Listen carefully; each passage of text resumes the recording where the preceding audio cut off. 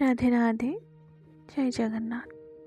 केही पचारती नहीं आज केते घंटा पढ़िली, केही देखती नहीं केते थर भूल कर पुणी शिखिली। बहीर पृष्ठारे लेखा अछि मो अनेक अकुआ कहानी, प्रत्येक भूल शिखाई मते आउ टिके आगको बढ़िबार पाई बाणी।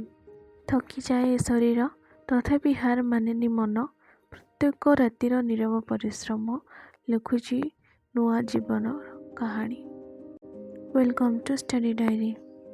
काली रातिरे सब काम सारिकी शोइबा पे गला बेलको 10:30 हो जाइला।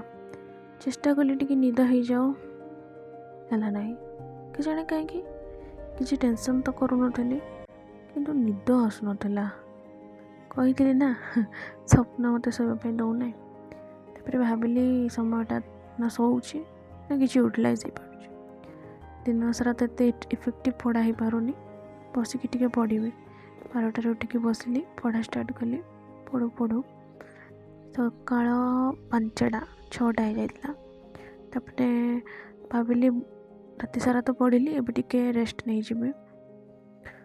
रेस्ट नेबी कही 6टारे शोइकी पुणी 9टा 9:30 उठी जाइली। बही खोली किंतु मनरे केवल गोटे कथा, मु पारिबी तो। केते प्रश्न उत्तर मिलू नथिला। केबे भविष्यत भाभी मनरे टेंशन आसुला। लगुला एते परिश्रम सत दिने फल देव कि। तथापि बही बंद करनी, गभीर निश्वास नहीं पुणी गोटे पृष्ठा उल्टाई। हुए तो यही रास्ता कष्टर, किंतु मोर विश्वास अच्छी यही कष्ट ही दिने मो स्वप्न को सत कर। छोट बलू जिते बड़े भी कष्ट हुए मनरे विश्वास रखिकी हाँ भगवान देखुंट फल तो निश्चय देवे रखिकी मो परिश्रम कर चलुले। आज भी सेम से जिनस ही कर जहाँपाई जी कष्ट कर फल भगवान देइछन्ति आज भी देवे। मोर बहुत भरोसा और विश्वास अच्छे। पढ़ला बेले एमसीक्यू प्रैक्टिस करुली।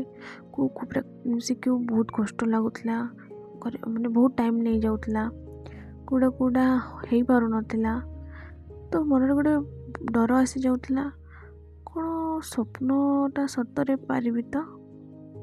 तापर भाविली पारिबी न पारिबी चेष्टा करी जेमिति आगो को रिग्रेट न करे जे चेष्टा करी नथिली बोली। आउ जदि बड़ स्वप्न तो रास्ता तो बड़ ही हम ना, सहज तो हम ना। से पुणी बही खोली बसिकी पढ़िली। पढ़ू पढ़ू सकाळ हो गला। जगन्नाथ।